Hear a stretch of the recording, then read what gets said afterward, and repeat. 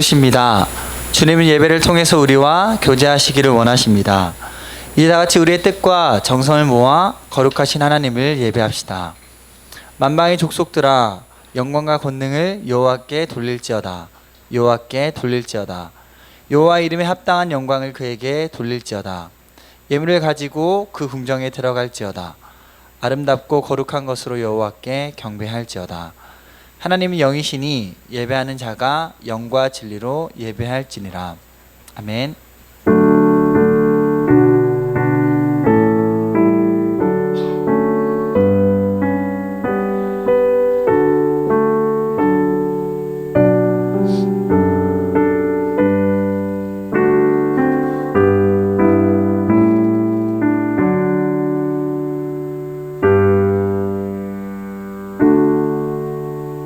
다같이 사도신경으로 우리의 신앙을 함께 고백하시겠습니다.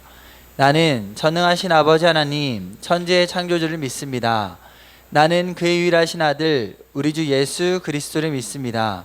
그는 성령으로 잉태되어 동정녀 마리아에게서 나시고 본디오 빌라도에게 고난을 받아 십자가에 못 박혀 죽으시고 장사된 지 사흘 만에 죽은 자 가운데서 다시 살아나셨으며 하늘에 오르시어 전능하신 아버지 하나님 우편에 앉아 계시다가 거기로부터 살아있는 자와 죽은 자를 심판하러 오십니다.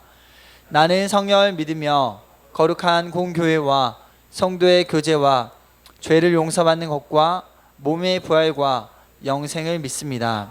아멘. 하나님은 우리 자신의 죄와 허물과 잘못을 거짓없이 고백할 때 우리 가운데 용서의 손길을 허락하십니다. 이 시간 한 주간의 삶을 돌아보며 주님과 나만이 아는 죄를 가지고 주님께 참회의 기도를 드립시다. 함께 기도하겠습니다.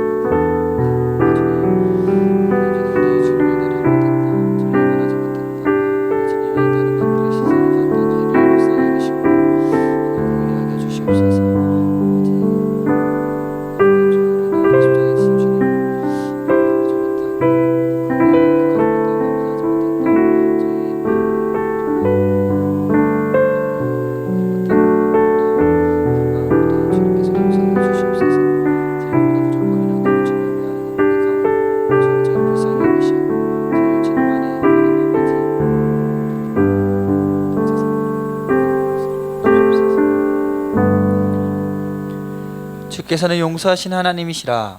하나님은 은혜로우시며 긍휼히 여기시며 더디 노하시며 인자가 풍부하심으로 너희를 버리지 아니하시리라. 그러므로 이제 그리스도 예수 안에 있는 자에게는 결코 정죄함이 없느니라. 아멘. 오늘도 예배 가운데 오신 여러분들을 주님의 이름으로 사랑하고 또 축복합니다. 죄를 제 가운데 구원하시고 부활하신 하나님의 크신 은혜를 이 시간 함께 찬양하였으면 좋겠습니다. 내 손을 주께 높이 듭니다. 내 찬양 받으시 주님. 내 맘을 주께 확장합니다. 내 찬양 받으시. 다시 한번 내 손을 주께 높이 내 손을 주께 높이 듭니다. 내 찬양 받으시 주님. 내 맘을 주께 확장합니다.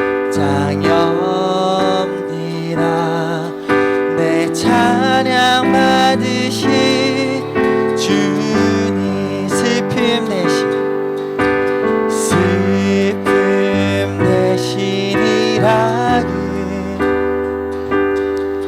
제 대신 화관을 근심 대신 찬송의 옷을 다시 한번 내 손을 주께 높이 듭니다.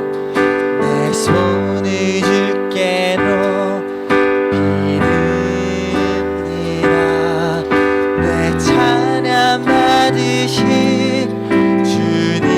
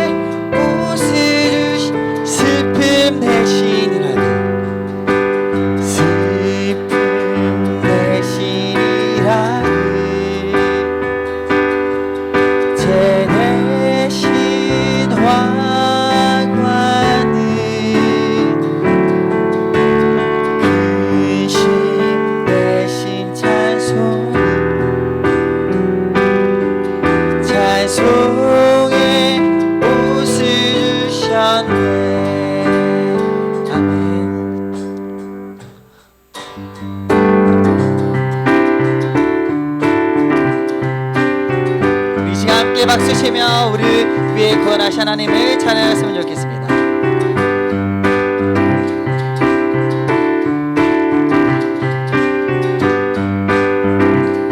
주의 이름 높이며 주의 이름 높이며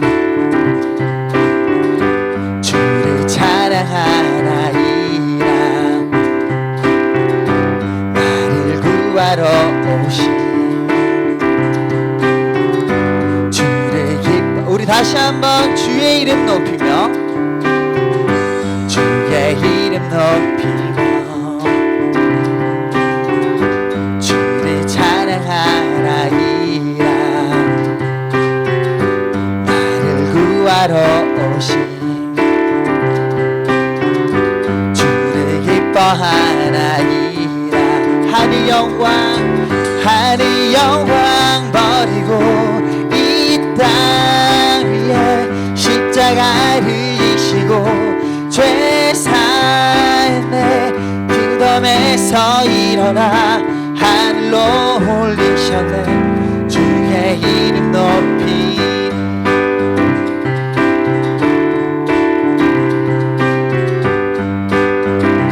다시 한번 주의 이름 높이며 주의 이름 높이며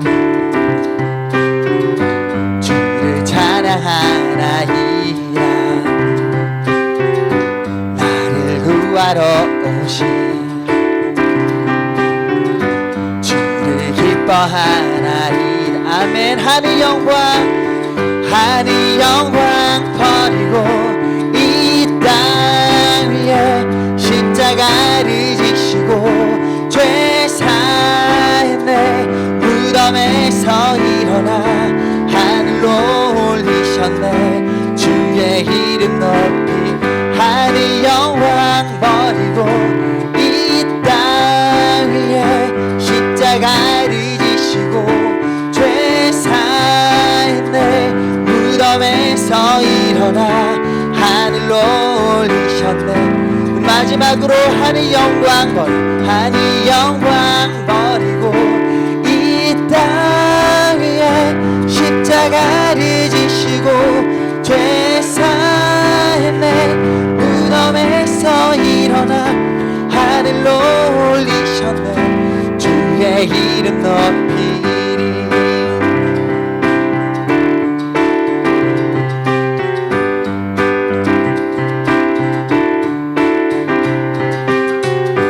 우리 권하신 하나님께 감사의 박수 드리려 원합니다. 아멘.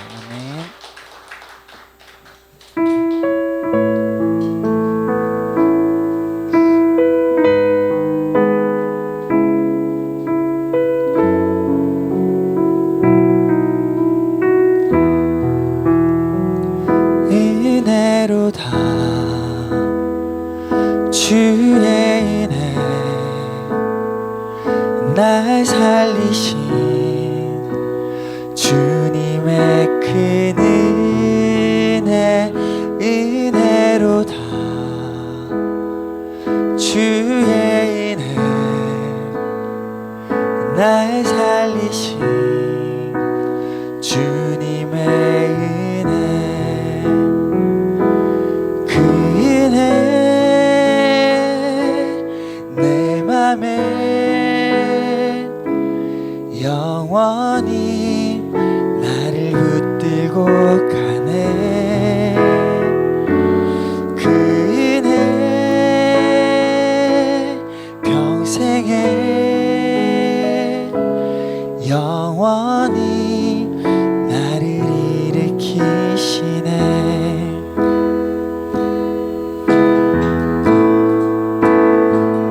은혜로다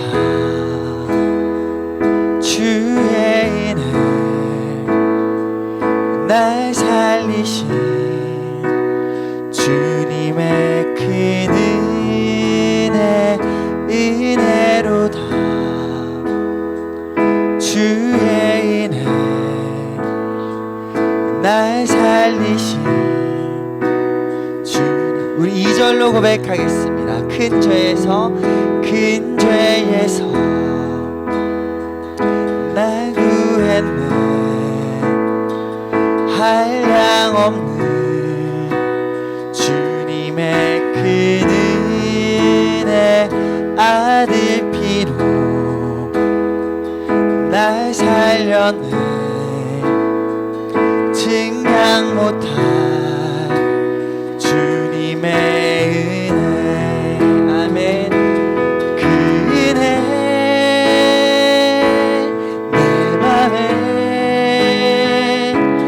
영원히 나를 붙들고 가네.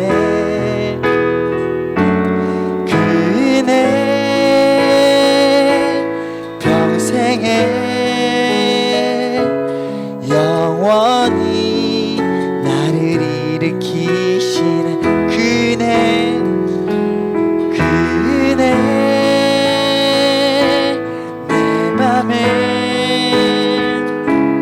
영원히 나를 붙들고 가네. 그 은혜 평생에 영원히 나를 일으키시네. 그 은혜 내 맘에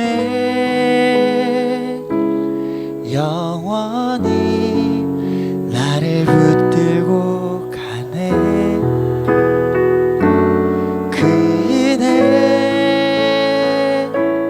평생에 영원히. 우리 마음을 모아 다시 한번 고백하겠습니다. 그 은혜 그 은혜 내 맘에 영원히 나를 붙들고 가네. 그 은혜 평생에 영원히 나를 일으키시네. 함께 예배 위에 기도하였으면 좋겠습니다. 주님의 사랑으로 저희를 큰 죄 가운데서 구원해 내셨습니다. 주님의 능력으로 다시금 죽음 가운데서 부활하셔 하늘로 올리신 주님의 크신 사랑 오늘 시간 찬양하며 나가기 원합니다. 주님의 사랑과 그 능력으로 인하여 저희가 구원을 입고 저희가 새로운 피조물이 되었음을 이시 함께 찬양하며 나아갔으면 좋겠습니다. 사랑의 주님, 오늘도 저희 예배 가운데 인도하시며 놀라운 감사드립니다. 2000년 전에 주님께서 저희를 위해 십자가에 못 박혀 죽으시고 주님께서 저희를 위해 다시금 하늘 가운데 올리사 저희 가운데 놀라운 성령의 은혜를 허락하신 줄 믿습니다.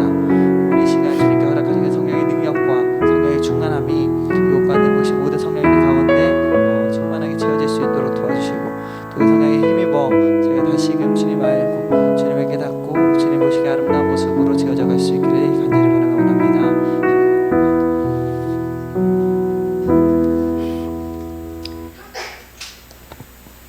길이요 진리요 생명 되신 하나님, 예수님의 십자가 죽으심으로 저희의 모든 죄를 사하시고 부활하신 것을 되새기며 천국 소망을 가지고 예배드리게 하심을 감사합니다. 예수님의 부활로 죄로부터 자유함을 얻었습니다. 죄로부터 다시 속박당하고 피폐해지지 않도록 부활의 능력으로 동행하여 주옵소서. 우리에게 끊어내지 못한 죄가 있다면 끊어낼 수 있도록 의지의 은혜를 주옵소서. 나는 부활이요 생명이니 나를 믿는 자는 죽어도 다시 살겠고. 아멘. 전전긍긍하며 하루를 살아내는 것에 그치는 것이 아니라 부활의 소망으로 가득 찬 인생이 되길 원합니다. 예수님의 부활을 경험한 후 초대교회 성령의 역사를 매일 써내려 갔던 믿음의 선진들처럼 예수님 전하기에 온전히 힘쓰는 증인된 삶을 살 수 있도록 도와주세요.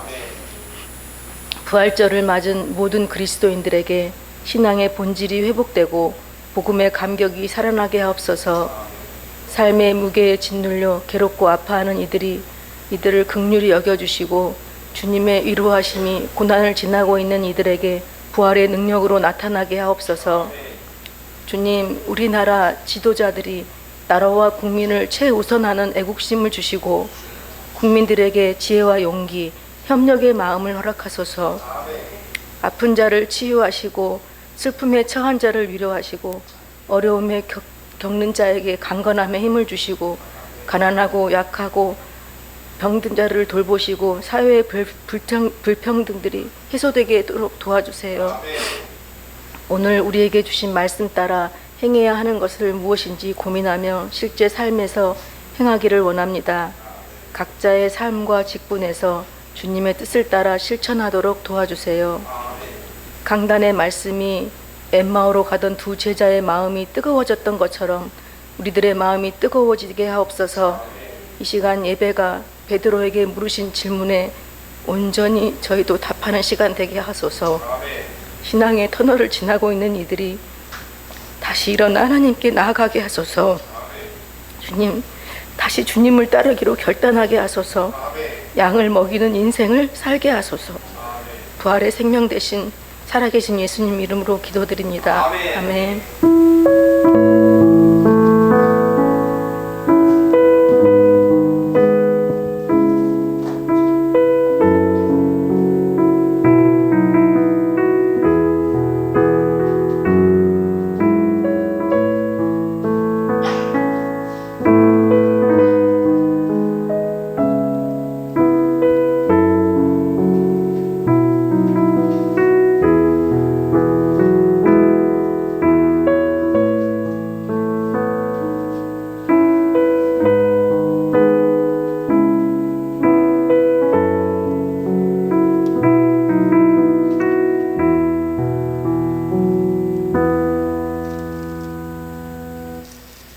하나님께서 우리에게 주시는 말씀은 요한복음 21장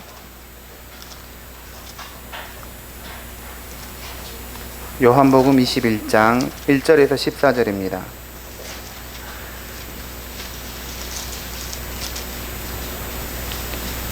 요한복음 21장 1절에서 14절 말씀 한 절씩 교독하고 마지막 절 합독하시겠습니다. 그 후에 예수께서 디베랴 호수에서 또 제자들에게 자기를 나타내셨으니 나타내신 일은 이러하니라.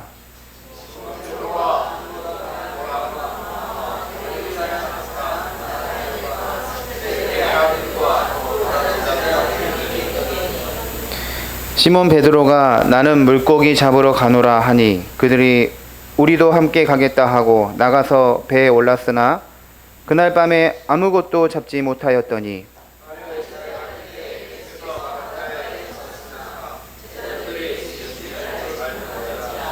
예수께서 이르시되 얘들아 너희에게 고기가 있느냐 대답하되 없나이다.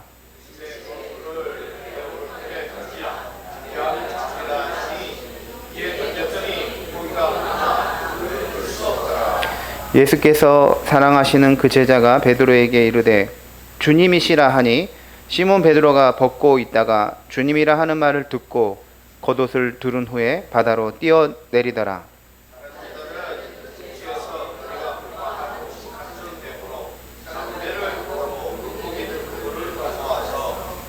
육지에 올라보니 숯불이 있는데 그 위에 생선이 놓였고 떡도 있더라.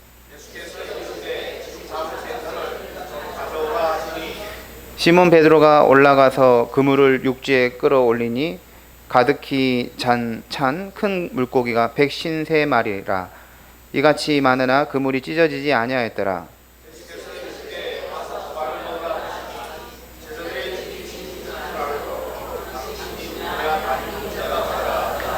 예수께서 가셔서 떡을 가져다가 그들에게 주시고 생선도 그와 같이 하시니라. 이것은 예수께서 죽은 자 가운데서 살아나신 후에 세 번째로 제자들에게 나타나신 것이라. 아멘. 김강선 전사님께서 찬송으로 하나님께 영광 올려드리겠습니다.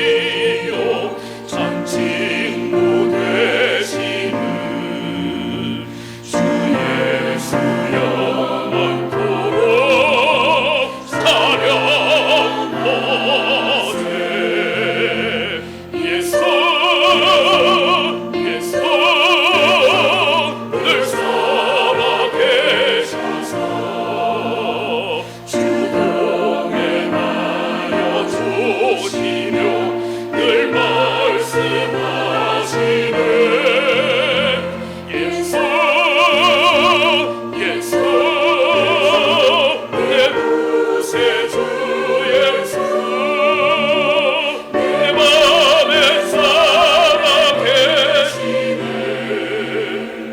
늘 살아계시네.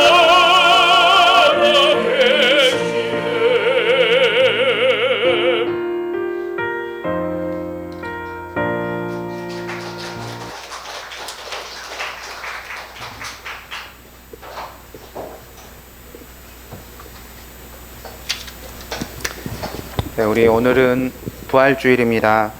우리 옆사람과 앞뒤 사람과 주님이 부활하셨습니다. 서로 인사하겠습니다. 네. 요한복음 20장을 보면 부활하신 주님이 제자들에게 나타나셔서 가장 먼저 하신 말씀이 너희에게 평강이 있을지어다 이 말이었습니다. 그래서 우리 다시 한번 주님의 평강이 함께하길 바랍니다. 인사하겠습니다. 네, 감사합니다. 부활의 인사를 나눴습니다. 제자들에게 사명을 주시는 부활의 주님이란 제목을 하나님 말씀 증거하겠습니다. 사람의 감각은 착각을 일으킬 수 있습니다. 이 감각은 외부에서 오는 정보를 수용하여 정신에 그 정보의 내용을 전달하지만 이 감각이 다 믿을 만한 것은 아닙니다. 감각이 우리를 속일 수 있기 때문이죠. 몇 달 전에 제가 잠을 자다가 잠결에 깼는데 눈앞에서 뭐가 아른거리는 것입니다. 그래서 눈을 감고 눈을 뜨면서 다시 봤더니 여전히 뭔가 날아다니는 것입니다. 그래서 불을 켰더니 아무것도 없었어요. 속으로 이게 뭐냐 했습니다. 잠결에 감각이 착각을 일으킨 것이죠. 데카르트라는 철학자는 인간의 감각은 확실한 것이 아니다, 의심할 수 있는 것이다 라고 했습니다. 사람처럼 보였는데 알고 보니 다른 물체일 수 있습니다. 소리도 그 내용하고 다르게 들릴 수가 있습니다. 그래서 듣고 싶은 대로 들릴 수가 있는 것이죠. 촉각이나 미각도 착각을 일으킬 수 있습니다. 감각이 대부분 확실하지만 때로는 이상한 착각을 일으킬 수 있습니다. 예수님은 십자가에서 사흘 전에 죽으셨습니다. 예수님을 따르던 여인들은 예수님 무덤에 가봤더니 예수님의 시체가 없었습니다. 막달라 마리아와 여인들이 이제 무덤 밖으로 나왔는데 부활하신 주님이 계셨습니다. 여인들은 부활하신 주님을 만난 거죠. 만난 후에 예수님의 제자들에게 돌아가서 십자가에서 죽으셨던 주님이 다시 살아나셨다라는 소식을 전합니다. 하지만 마가복음 16장 13절을 보면 제자들은 여인들의 말을 듣고도 믿지 않았다라고 했습니다. 또 누가복음 24장 11절을 보면 사도들은 그들의 말이 허탄한 듯이 들려 믿지 아니했다라고 말합니다. 무슨 말입니까? 예수님을 직접 따르던 제자들도 예수님의 부활을 목격한 그 여인들의 최초의 증언을 믿지 못한 것이죠. 그들이 잘못 봤을 것이다. 이상한 것을 봤던 걸 착각했을 것이다. 이렇게 생각했던 것입니다. 이런 사실을 통해서 우리가 알 수 있는 것은 십자가에서 못 박혀 죽으시고 다시 사신 부활의 주님을 우리가 사람들에게 전할 때 그 사실을 믿지 않을 수 있다라는 것이죠. 이것은 당연한 현실일 수가 있습니다. 제자들조차도 부활을 증언하는 여인의 말을 믿지 못했는데 부활을 증언하는 말을 듣는다고 다 믿는 것은 아닙니다. 그러므로 우리는 주님이 부활하셨다는 사실을 전하더라도 그 사실을 사람들이 믿지 못한다고 해서 낙심하거나 좌절할 필요는 없습니다. 왜 그렇습니까? 주님이 부활하셨음을 증거하는 일은 결국은 주님께서 직접 하셔야 하는 일이기 때문입니다. 우리가 해야 하는 사역이 있고 주님이 직접 하셔야 하는 사역이 있습니다. 우리는 부활하신 주님을 직접 그 사람의 영혼 속에 집어넣고 그럴 수는 없는 것이죠. 우리는 주님이 부활하셨음을 증언할 뿐입니다. 그 증거를 듣는 사람에게 부활의 주님이 직접 그 사람에게 나타나셔서 역사하셔서 그 증언을 믿게 하시는 것입니다. 부활의 주님에 대한 믿음을 주시는 일은 궁극적으로는 주님이 하시는 일입니다. 사람의 증언 중요하지만 주님이 당신의 다시 사심을 직접 증언하는 것이 가장 확실한 증언인 것입니다. 예수님은 사망 권세를 이기시고 다시 사셨을 때 제자들에게 해야 할 두 가지 중요한 과제가 있었습니다. 첫째는 예수님께서 본인이 직접 부활하셨음을 알려주시는 것입니다. 스스로 내가 부활하였다는 것을 그 부활의 증언자가 되시는 것이죠. 자신의 부활이 환영이나 착각이라고 생각하지 않도록 부활의 확실성을 결정적으로 보여주시는 것입니다. 예수님의 제자 도마는 다른 제자들을 통해서 부활하신 주님이 제자들에게 나타나셨지만 그 소식을 들었지만 그 사실을 믿지 못했습니다.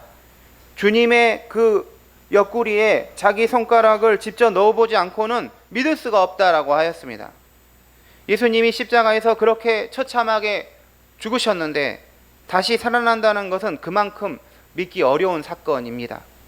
눈으로 봐도 오히려 내가 헛것을 받는가 생각하게 하고 여러 사람이 한꺼번에 봐도 집단 체면에 걸린 것처럼 무엇인가에 홀렸구나 생각할 정도였던 것이죠.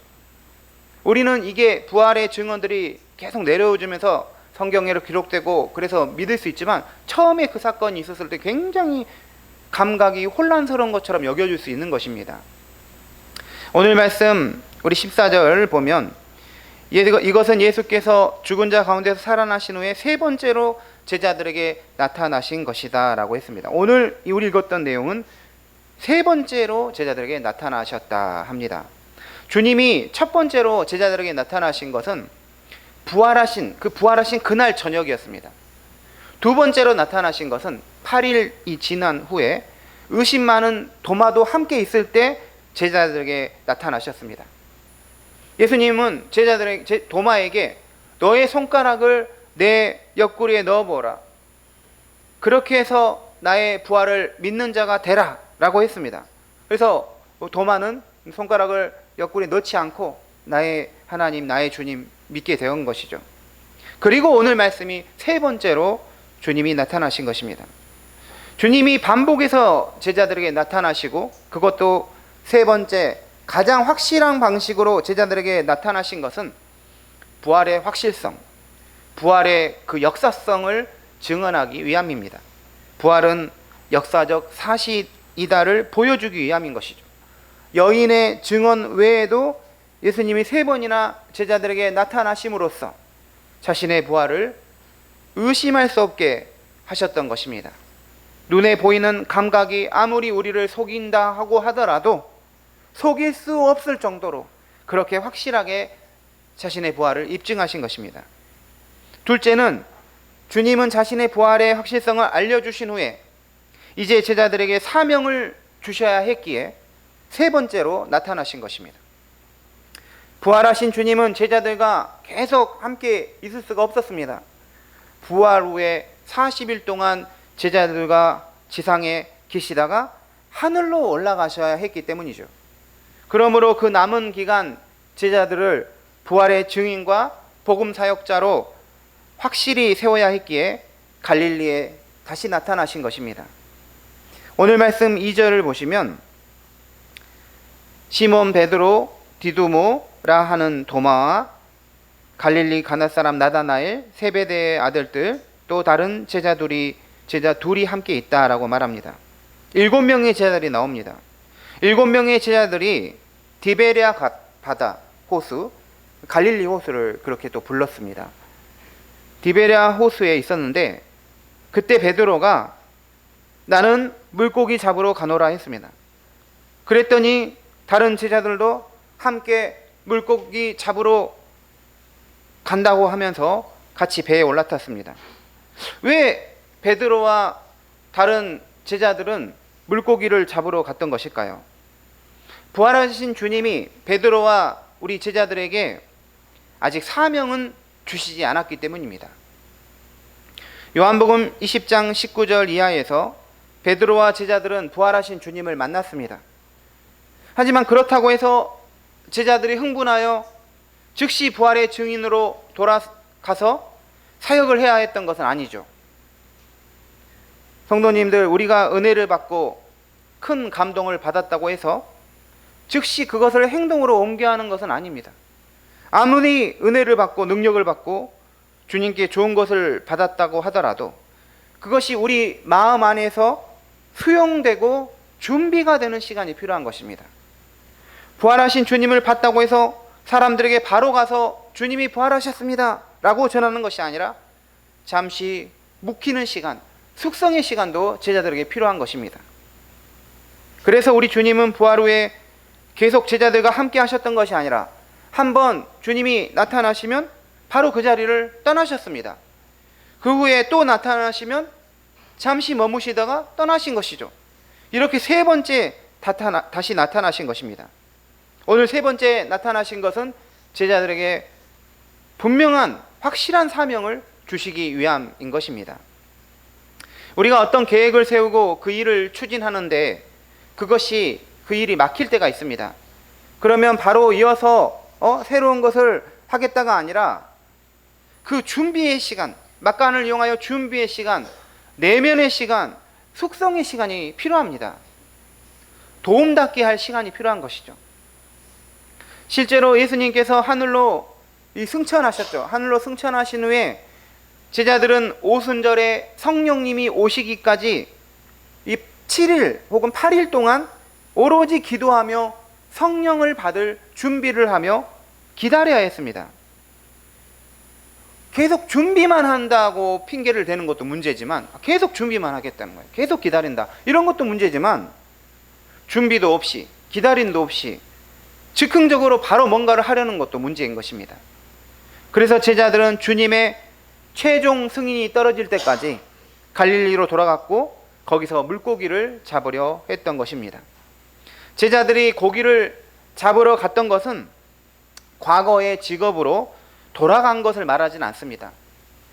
아직 구체적으로 무엇을 해야 하는지에 대한 사명을 받지 못해서 전에 물고기 잡던 그 일을 잠시 했던 것이죠. 그런데 우리 3절 말씀 같이 한 목소리로 읽도록 하겠습니다. 시작. 시몬 베드로가 나는 물고기 잡으러 가노라 하니 나가서 배에 올랐으나 그날 밤에 아무것도 잡지 못하였더니, 우리 3절 같이 읽었는데요. 그날 밤에 아무것도 잡지 못하였다라고 기록합니다. 밤에 물고기를 잡으러 가서 밤새도록 그물을 내렸지만 아무것도 잡지 못했습니다. 아무것도 잡지 못했다는 그 말씀이 우리에게 영적 교훈을 줍니다. 요한복음 15장 5절에서 나를 떠나서는 너희가 아무것도 할 수 없습니다 라고 그 말씀하셨는데, 그 말씀을 그대로 보여주는 것이 오늘 말씀이죠. 예수님이 계시지 않을 때는 제자들이 아무것도 잡지 못하셨죠. 하지만 예수님이 나타나셔서 그물을 배 오른편에 던지라, 그리하면 잡으리다 라는 지도를 해주시니까 물고기가 너무 많아 그물을 들 수 없을 정도였습니다. 물고기 숫자를 세어보니까 153마리가 되었죠.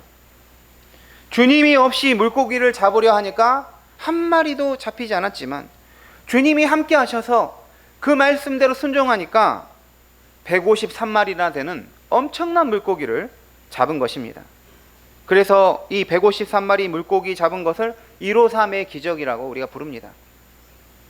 그런데 우리가 알아야 할 것은 물고기가 153마리 잡힌 것도 말할 수 없이 주님이 베푸신 기적이지만 물고기 한 마리도 못 잡은 것도 기적이라고 할 수가 있어요.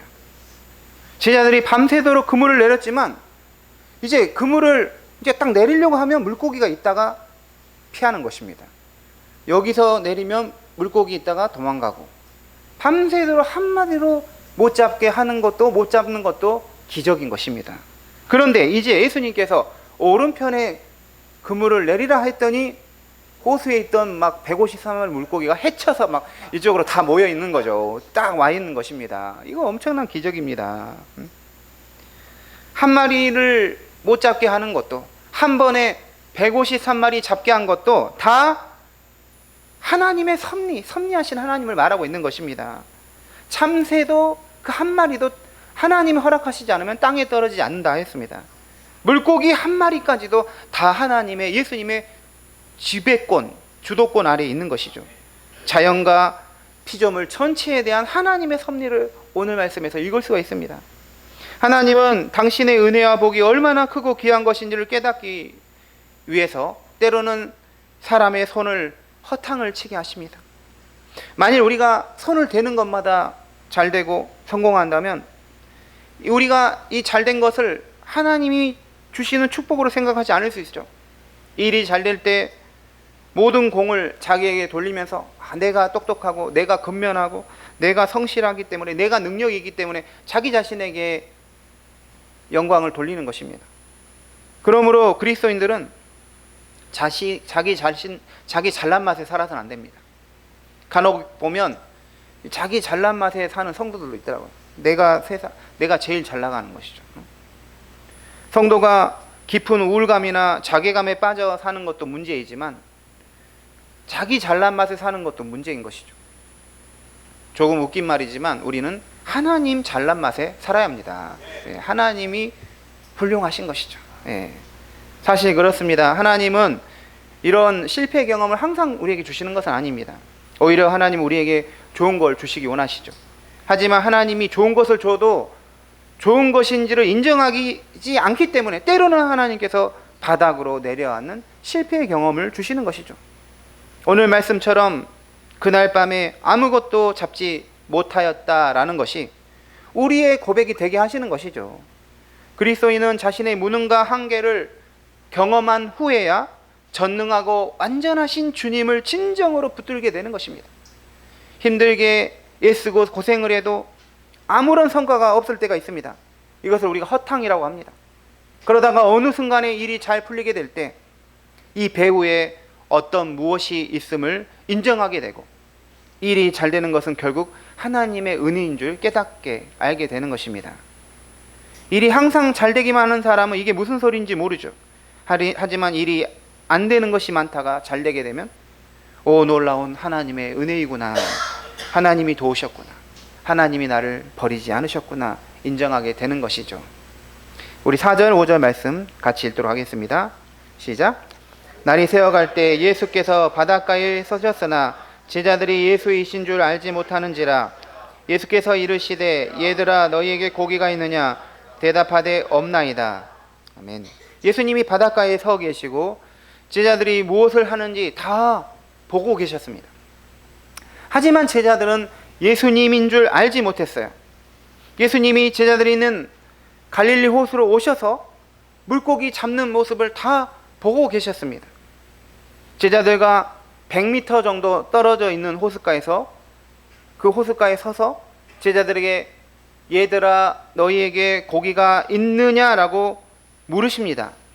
근데 우리말 성경에서는 얘들아 고기가 있느냐라고 있는지 없는지 모른 것처럼 물어보시는데 헬라어 성경에는 우라는 의문형하고 매라는 단어를 써가지고 의문형이 있을 때 차이가 있어요. 매라는 것은 고기 없다, 부정적인 의미가 질문 속에 이미 들어가 있는 거죠. 우라는 것은 있는지 없는지 불확실할 때 묻는 것입니다. 그런데 여기 헬라어 성경 보면 매로 묻는 것이죠. 얘들아 너희 고기가 없지? 라고 정확하게 알고 묻는 것이죠. 우리에게 고기가 없다는 걸, 제자들에게 고기가 없다는 걸 누가 아십니까? 주님이 이미 알고 말씀하십니다. 나의 실패, 환난, 고통을 아무도 모르는 것 같지만 주님은 다 아시고 생각하고 계시는 것입니다. 주님이 안 보시는 것 같아도 다 보시는 거예요. 나의 선한 일, 아무도 모르게 하는 선한 일이든 아무도 모르게 하는 부끄러운 일이든 주님은 다 보시고 계시기에 우리는 하나님 앞에서 코람데오를 할 줄 알아야 됩니다. 시편 139편 2절에 주께서 내가 앉고 일어섬을 아시고 멀리서도 나의 생각을 밝히 아신다라고 하셨습니다. 나의 일고수 일투족을 다 아시고 주님이 주시하고 계신 것입니다. 얘들아 너희에게 고기가 없지? 얘들아 너희 밤새도록 수고했지만 잡은 거 하나도 없지? 다 알고 주님이 제자들에게 말을 거신 것입니다. 그때 제자들이 없다고 주님께 대답을 하지요. 그러면 밤새 수고해도 고기를 잡지 못했는데 어떻게 153마리나 되는 그 많은 것을 한 번에 잡았을까요? 그물을 배 오른편에 던지라라는 예수님의 명령을 따랐기 때문입니다. 사실 저녁 내내 물고기 잡기 위해 그물을 내렸는데 그 오른편에 그물을 내리지 않았을 것입니까? 내렸다는 것이죠. 하지만 제자들은 아직 누구인지 모르는 사람의 말을 듣고 과감하게 배 오른편에 그물을 던졌습니다. 왜 이런 행동을 했을까? 이것은 이미 경험했던 기억이 있었기 때문이죠. 3년 전에 베드로의 배에 올라서 깊은 데로 가서 그물을 내리라는 그 예수님의 명령을 따라 순종하였을 때 실제로 2배가 가득한 물고기를 잡았던 그런 기대감이 있었는데, 그런 경험이 있었는데, 왠지 그 말을 들을 때 그때의 생각이 나고 그러면서 순종하게 되는 것입니다. 이런 이유에서 이전에 주님의 말씀에 대한 순종의 경험이 중요한 것입니다. 처음은 어려울 수 있어요. 하지만 다음은 그 순종이 더 쉬워지는 것이죠. 순종이 순종을 낳고 불순종은 불순종을 낳는 것입니다. 순종의 선순환이 있고 불순종의 악순환이 있습니다. 그러므로 우리 성도는 말씀에 대한 순종으로 불순종의 악순환을 끊어야 되는 거예요. 순종함으로써 계속해서 이제 우리가 주님의 말씀에 순종할 수 있게 되는 것입니다. 말씀에 순종하여 실제로 많은 고기가 잡히자 2명의 제자가 주님을 알아봤습니다. 7절과 8절 말씀입니다. 시작. 예수께서 사랑하시는 그 제자가 베드로에게 이르되 주님이시라 하니 시몬 베드로가 벗고 있다가 겉옷을 두른 후에 바다로 뛰어내리더라. 다른 제자들은 육지에서 거리가 불과 한 50칸쯤 되므로 작은 배를 타고 물고기 든 그물을 끌고 와서. 아멘. 예수께서 사랑하시는 제자가 주님이다라고 베드로에게 말했습니다. 예수님께 사랑하신 제자는 이 성경을 썼던 이 사도 요한이죠. 요한과 베드로가 예수님을 딱 알아보고 요한은 말로써 주님이시다라고 하고 베드로는 행동으로 바다에 뛰어내려서 수영하면서 주님이시다를 인식하게 되는 것입니다. 성도님들, 2 제자는 어떻게 주님이신 줄 알았겠습니까? 하나님의 능력을 체험하면서인 것이죠. 하나님이 함께 하셔서 능력을 베풀어 주신 것을 체험하면서 하나님을 우리가 아는 것입니다. 말씀에 순종할 때 하나님이 능력을 주시는데 그렇게 능력을 경험하면서 하나님을 더 잘 알게 되는 것입니다. 예수님은 물고기만 많이 잡게 하신 것은 아닙니다. 제자들의 처지를 다 아시고 필요한 것을 공급해 주셨습니다. 이미 불을 피워놨어요. 추운 제자들의 밤새도록 수고한 추운 몸이 얼어붙은 제자들을 위하여 몸을 따뜻하게 하도록 준비해 놓으신 것이죠.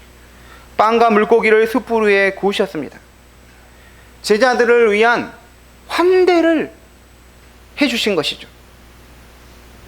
이 환대라는 것은 집에 찾아온 손님을 반갑게 맞아서 정성껏 후하게 대접하는 것을 환대라고 합니다. 예수님은 제자들을 집으로 찾아온 손님처럼 극진히 환대하여 준 것입니다. 우리가 환대를 받았다고 할 때는 이 정도의 대접이라고 생각했는데 더 넘치는 대접을 받을 때 이 환대를 받았다라고 하는 것이죠.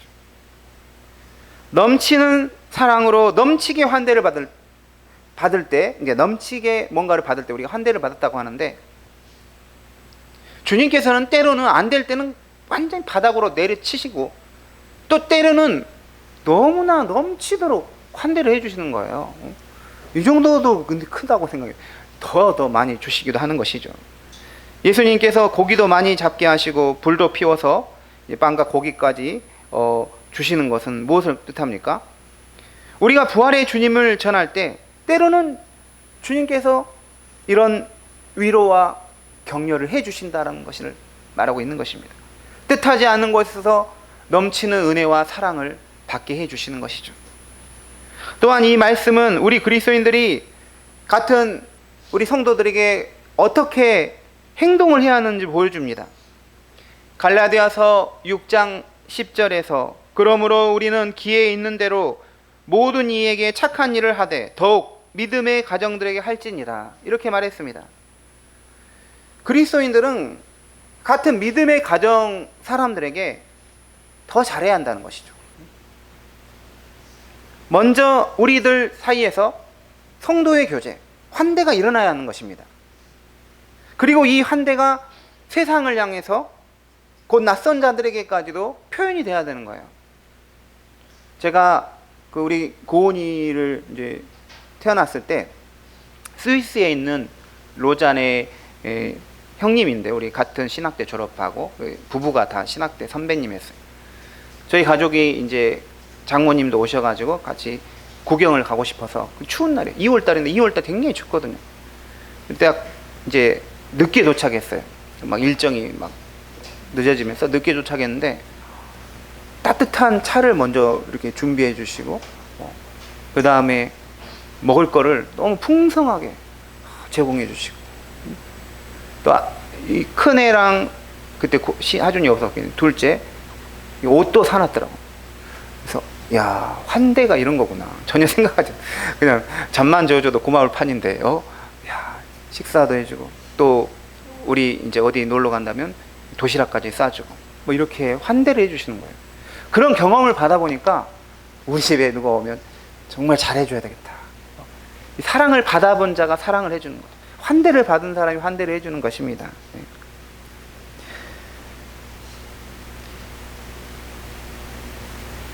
아브라함은 자신의 집에 찾아온 3명의 낯선 사람에게 어떻게 했죠?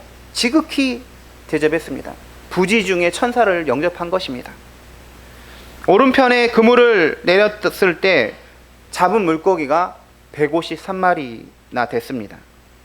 단순하게 많이 잡았다가 아니라 물고기 수를 세어보니까 153마리가 확인이 된 것이죠.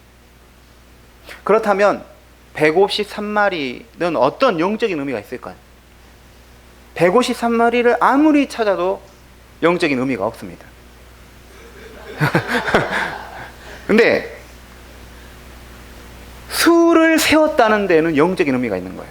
숫자 몇 마리다가 아니라 한 마리씩 수를 세웠다는 것이죠.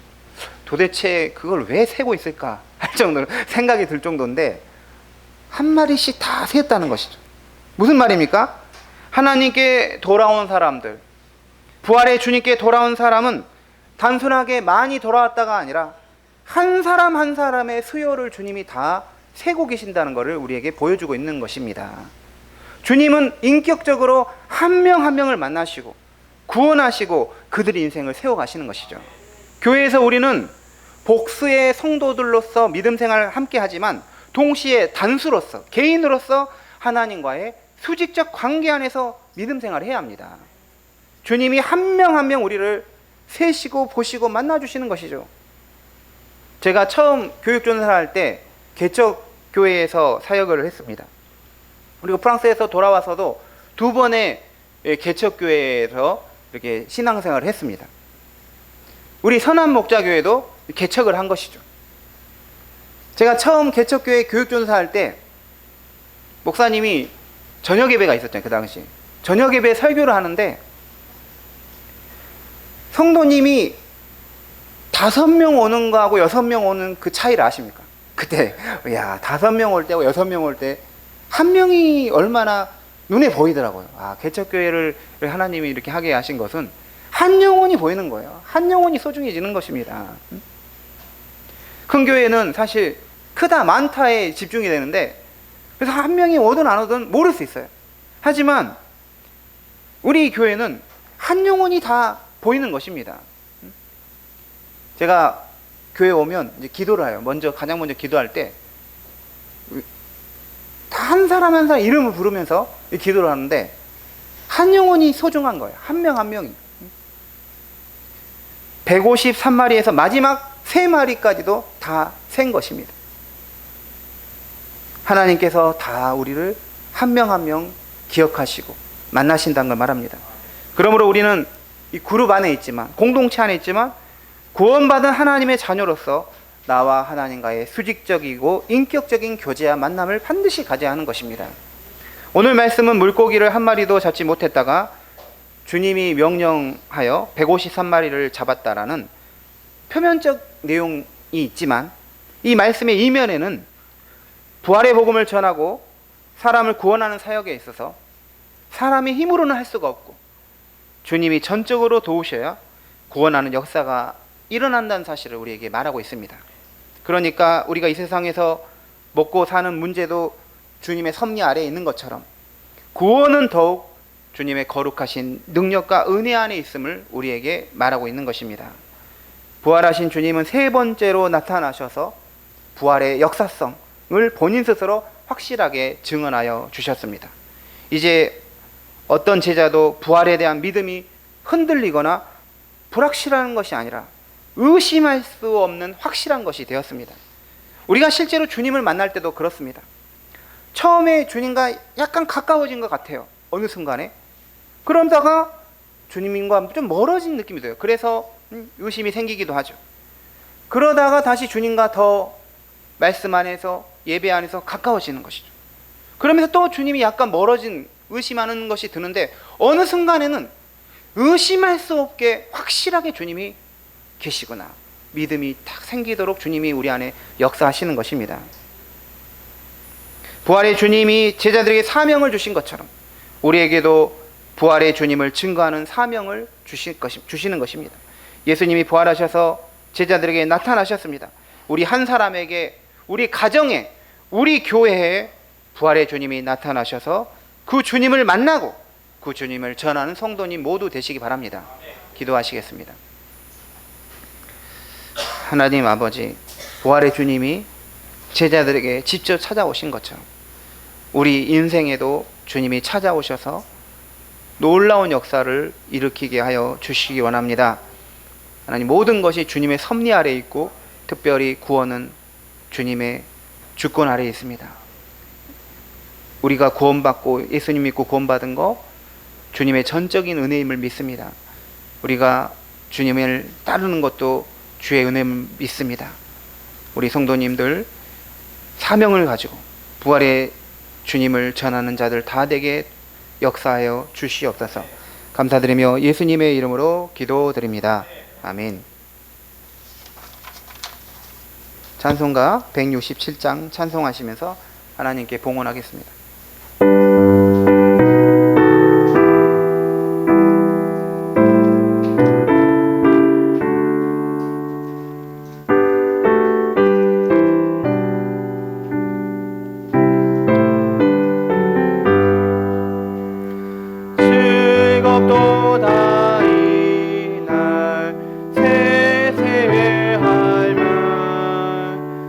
사망 본색 깨우쳐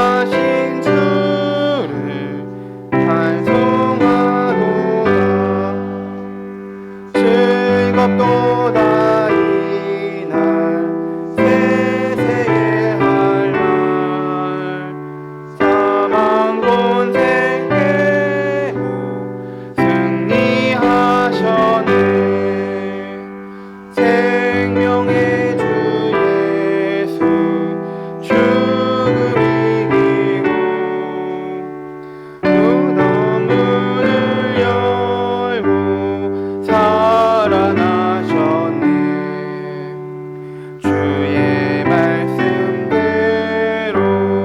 이루어져서 사흘 만에 다시 살아나셨네.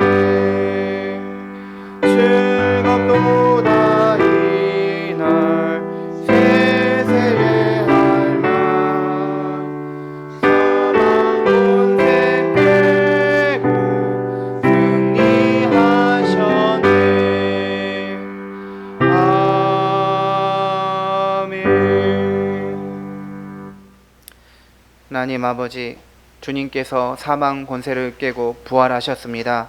이 부활의 주님을 우리가 만나고 또 부활의 주님을 전하기 원합니다. 부활의 주님이 우리 가까이 오셔서 오른편으로 그물을 던지다 하는 그 말씀 따르고 순종하는 우리 성도님 모두 되게 도와주시옵소서. 그리하여 주님이 주시는 그 풍성한 은혜를 또 누리게 하여 주시옵소서. 하나님, 세상에 살아가면서 또 성실하게 땀을 흘리며 일하였습니다. 우리의 수고를 주님께 드립니다. 하나님께서 이 드리는 물질 위에 손길 위에 복에 복에 은혜에 은혜를 더하여 풍성하게 하여 주시옵소서.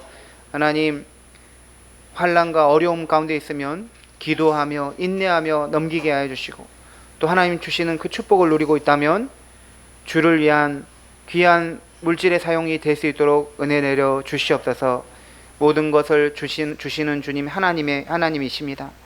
물고기 한 마리까지도 잡히는 것도 다 주님의 섭리 아래 있음을 믿고 세상 속에서 우리가 살아갈 때 주님께서 이 직업, 그 가정, 모든 것 주님이 도우셔야지만이 우리가 살아갈 수 있음을 고백하게 하시고 무엇보다도 이제 드리는 이 손길, 이 헌금이 하나님의 영광을 위하여 하나님의 나라를 위하여 사용되게 하여 주시옵소서. 감사드리며 예수 그리스도 이름으로 기도드립니다. 아멘. 네, 자리에 앉아주시기 바랍니다. 교회 소식 안내하겠습니다. 오늘 부활주일입니다. 다시 한번 인사하겠습니다. 주님이 부활하셨습니다. 다른 분과 인사하겠습니다. 부활의 증인이 됩시다. 네. 오늘 우리 부활절 맞아서 이제 계란, 달걀을 우리 이보라 지사님께서 직접 어제 저녁에 삶으셔가지고 가져오셨습니다. 네, 감사를 드립니다. 우리 박수 감사합니다. 우리 부활절에 이 달걀을 먹는 것은 사실 이제 깨어난다, 다시 이렇게 태어나는 그런 의미도 있고, 사순절 기간에는 예전에는 고기도 못 먹을 뿐만 아니라 달걀도 못 먹었습니다. 그래서 이제 부활절 되면 계란, 달걀 먹을 수 있어서 그런 전통이 같이 있는 것이죠. 우리 사순절에 고기 다 드셨고 계란도 드셨겠지만 그런 전통을 생각하면서 우리 하나씩 다 가져가셔서 먹도록 하겠습니다. 주중 성경 읽기가 신명기 10장 12장 디모데 후서 1장 2절에 있습니다. 저는 이제 이번 주 내일 모레 화요일부터 금요일까지 총회 교회 개척 훈련을 받으러 갑니다. 3박 4일 동안 가게 됩니다. 기도해 주시기 바랍니다. 금요 기도회는 자율 기도를 하도록 하겠습니다. 다음 주에 우리가 성찬식이 있습니다. 우리 성찬식 주님의 몸과 피를 받는 것인데 기도로 준비하며 받도록 하겠습니다. 다 같이 일어나셔서 파송의 찬송하시겠습니다.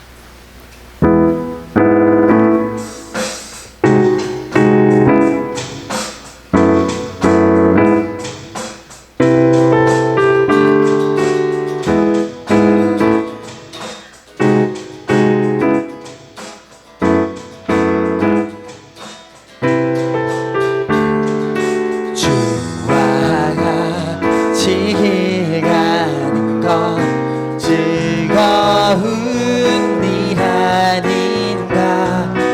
우리 주님 걸어가신 발자취를 밟겠네. 한 걸음 한 걸음 주 예수와 함께 날마다 우린 걸어가니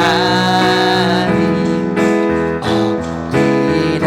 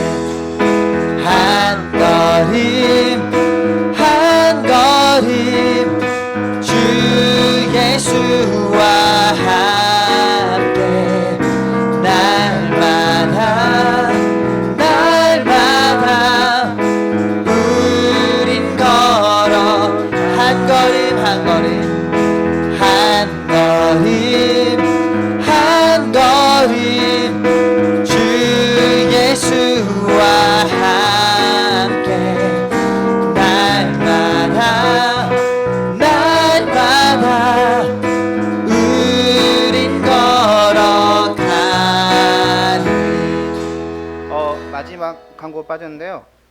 우리 신혼 부부가 신혼여행하고 돌아왔습니다. 우리 신재원 신랑, 김우리 신부 이렇게 주일에 예배 드리고 신혼여행 갔다가 어제 저녁에 오시고 이렇게 예배 참석했는데 앞으로 행복하고 복된 가정 되도록 박수하겠습니다. 감사합니다.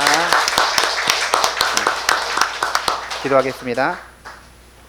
여호와는 내게 복을 주시고 너를 지키시길 원하며 여호와는 그의 얼굴을 내게 비추사 은혜 베푸시길 원하며 여호와는 그 얼굴을 내게로 향하여 드사 평강 주시기를 원하노라. 아멘.